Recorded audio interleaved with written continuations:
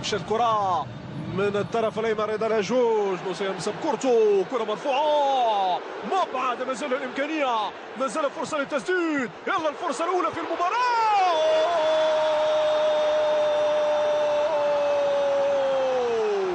عبد اللطيف نصير يبتدئ الموسم بهدف جميل جدا بعد مجهود يقدر ويشكر ويحترم. نادي الوداد يسجل الهدف الاول في الدقيقه 7 والموقع عبد اللطيف نصير هو المسجل وهو موقع الهدف الاول في هذه المباراه.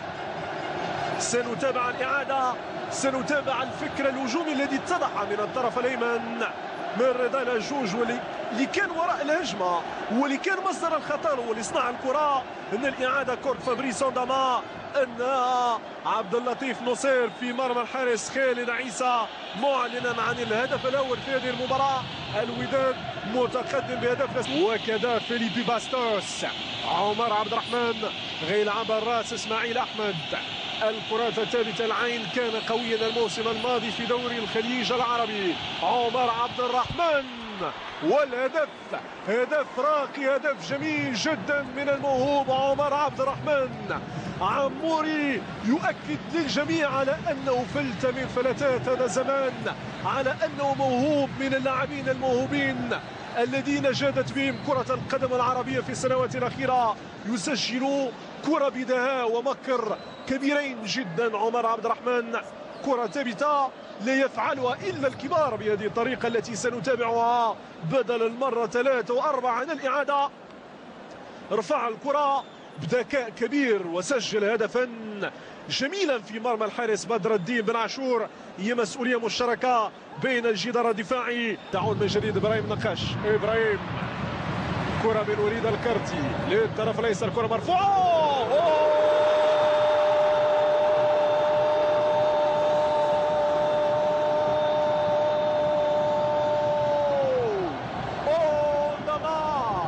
فابريس نقيسي انداما يخرج من وسط الجميع ويؤكد للجميع على انه هداف الفتره، على انه خير خلف لخير سلف، ولو انه هو اللي بدا المغامره مع نادي الوداد قبل قدوم اللاعب مليك فونا.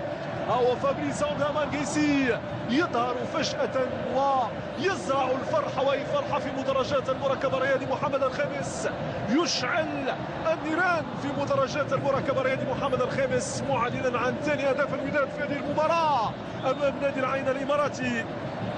إن الإعادة فابريس انداما مازال منقاس استقبل كرة ياسين الكردي هذا هو الهدف. كرة ضاع إيمينيكي حسن الحظ كان رجوع لابراهيم النقاش. كرة العموري، عمر عبد الرحمن لاعب من زمان اخر من عالم اخر، والهدف جميل وجميل جدا من صنع عمر عبد الرحمن، والختم وبأية طريقة للاعب الكوري الجنوبي لي ميونغ جو الذي سدد كرة بطريقة راقية جدا ليتمكن نادي العين من تسجيل هدف التعادل. كرة من صنع إماراتي خالص لعمر عبد الرحمن الذي مهد طريق العبور للاعب الكوري الجنوبي لي ميونغ جو. من الإعادة لي ميونغ جو وكأنه كان أمام كرة ثابتة في غياب جدار دفاعي، سدد الكرة مباشرة في مرمى الحارس بدر الدين بن عاشور. كرة عمر عبد الرحمن كانت بالمقاس احترم كورته، مشات الكرة في خط الوسط عند باستوس، كرة مازال والهدف الثالث لنادي العين من صنع إماراتي خالص، من قدم الموهبة، من قدم الموهوب، من قدم المبدع، من قدم لاعب كبير اسمه عمر عبد الرحمن الذي يسجل الهدف الثالث في هذه المباراة. وبأية طريقة لاعب يجيد صنع الإبداع، لاعب يجيد أن يوزع ويجيد توزيع الفرحة على مناصري نادي العين بهذه الطريقة. خيارات فردية مهارية تؤهله لأن يسجل هدفا ثالثا، وإصابة إيمانويل إيمينيكي في الكرة الأخيرة تصبح النتيجة 3-2. كرة من قدم عمر عبد الرحمن تغير كل شيء في هذه المباراة. هذه كرة عمر عبد الرحمن، وكان المدافع الأوسط ربما هو اللي سجل الكرة في مرمى. هذه الإعادة بالفعل سجل ضد مرمى المدافع الاوسط لنادي الوداد امين عطوشي.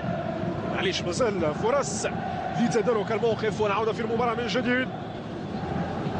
عود اللاعبين طوال القمع، كرة تنفذ ممتازة جدا، جول!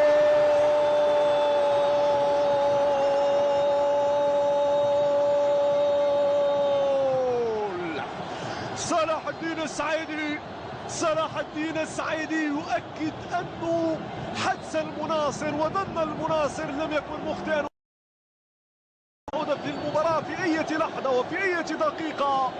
وهو صلاح الدين السعيدي يعيد التوازن ويعيد ترتيب الأوراق في هذه المباراة بهدف ثالث، بهدف التعادل لتصبح النتيجة 3-3 بين الوداد والعين. والكرة ثابتة تؤكد قدرة الوداد على العودة في المباراة.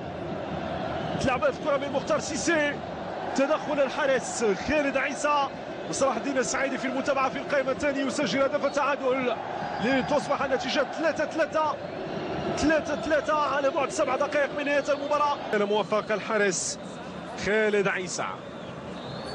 صلاح الدين السعيدي في تنفيذ الضربة الترجيحية الأولى. السعيدي خالد عيسى، والهدف رغم المتابعة للحارس الإماراتي خالد عيسى. 1-0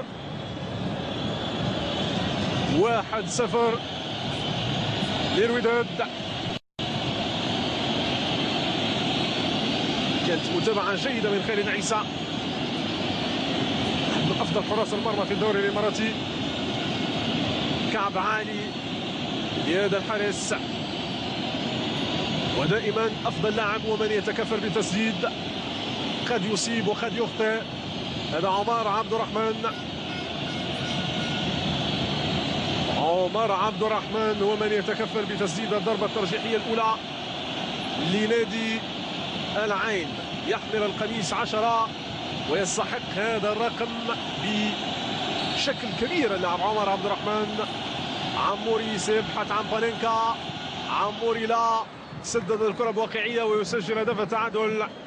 1-1 بين العين ونادي الوداد الرياضي البيضاوي.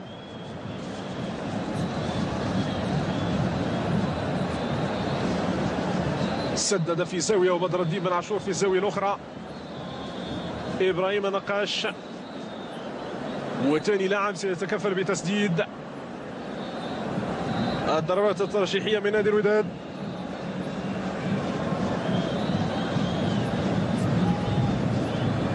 إبراهيم النقاش في تنفيذ الضربة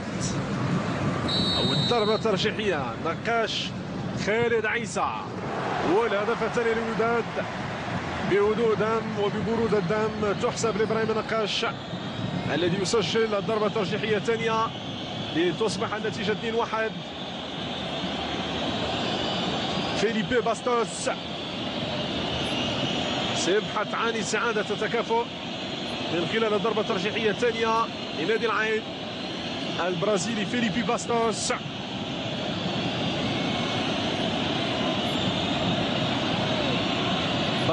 بدر الدين بن عاشور الذي سد ضربة جزاء في تونس في مباراة المنتخبين الأولمبيين المغربي والتونسي. هل سيعيد الكرة في هذه المباراة؟ باستوس وبدر الدين بن عاشور. بدر الدين بن عاشور يرد بشكل جيد ويصد ضربة جزاء أو ضربة ترجيحية لنادي العين من قدم البرازيلي باستوس. كان الظن في محله، وباستوس يضيع ثاني ضربة ترجيحية لنادي العين الإماراتي. الوداد أمامه فرصة للتقدم في النتيجة في السلسلة الأولى من الضربات الترجيحية. وليد الكارتي وثالث منفذ.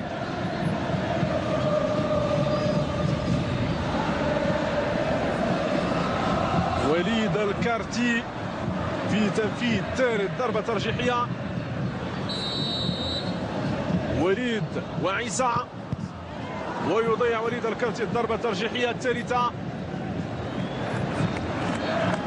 لتتاح فرصة لنادي العين لاستعادة التكافؤ وتعديل نتيجة 2-2. تعادل في كل شيء منذ انطلاق المباراة. محمد عبد الرحمن هو الذي يساعد لتنفيذ الضربة الترجيحية الثالثة.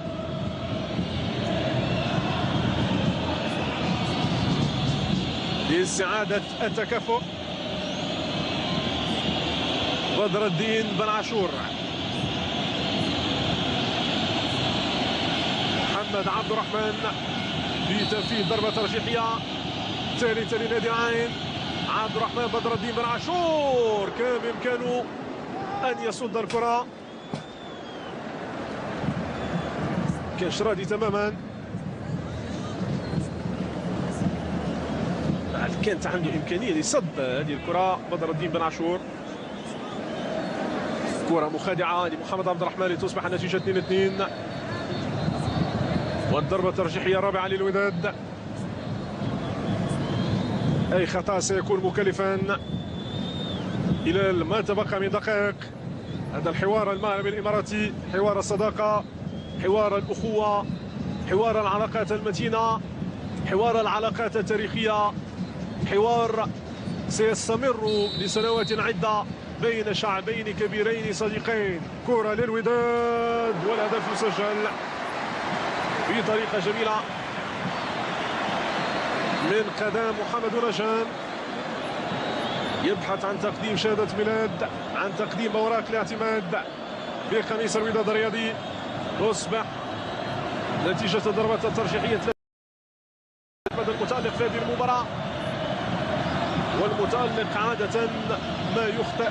هل سيخطئ إسماعيل أحمد ويقرب الوداد من لقب كأس الصداقة، أم أنه سيحافظ على التكافؤ الذي استمر منذ الدقيقة الأولى لهذه المباراة بين الوداد ونادي العين؟ إسماعيل أحمد في التنفيذ. إسماعيل أحمد ويسجل بطريقة جميلة جدا، بطريقة مرة أخرى تؤكد على أنه مدافع كبير. إسماعيل أحمد. التكافؤ وكرة للوداد. يوسف رباح. لازم أن الوداد يسجل الضربة الترجيحية الخامسة. وبعد لكل حادث حديث ولكل مقام مقال.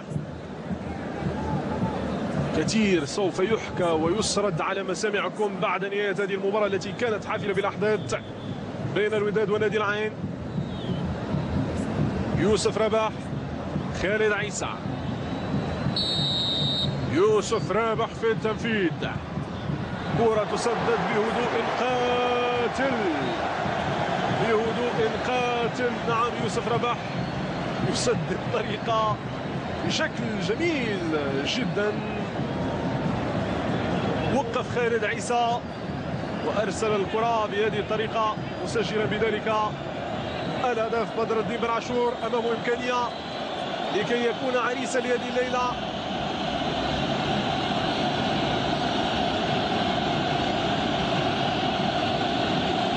حتى خالد عيسى فوجئ بالطريقة التي نفذ بها يوسف رباح للضربة الترجيحية الخامسة. لو تم تضييع هذه الكرة من إيمانويل إميليكي. إميليكي سيكون انتصار حليف الوداد. إميليكي تردد وسدد الكرة بطريقة جميلة. كانت متابعة من بدر الدين بن عاشور، لكن الكرة دخلت مرمى الحارس. بدر الدين بن عاشور. كرة إميليكي تردد في تسديد، ما يلام عليه الحكم السيد جياد قريشة من طرف بدر الدين بن عاشور.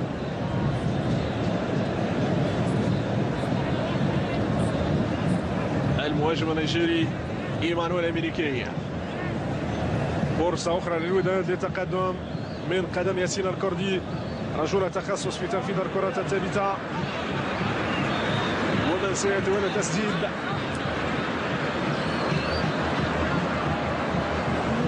ياسين الكردي يمتاز بقوة التسديد، نتمنوا ما تكونش كرة بعيد على إطار المرمى. ياسين وتدخل الحارس خالد عيسى الذي يتألق ويصد الضربة الترجيحية السادسة للوداد. كوردي